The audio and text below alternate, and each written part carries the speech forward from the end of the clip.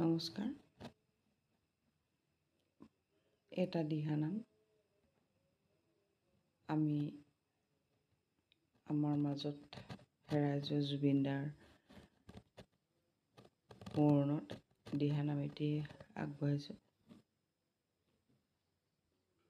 উজনিৰ বিহু মঞ্চ চেপনত হ'ব, অংগৰাগ মহন্ত অকলে আহিব।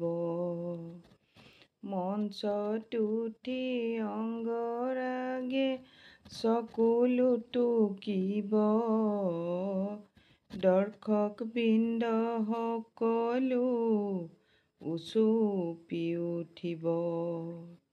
জুবিনদাৰ মায়াবিনী পাপন দাই গাব, জুবিনদাৰ আত্মাই সকলো দেখিব।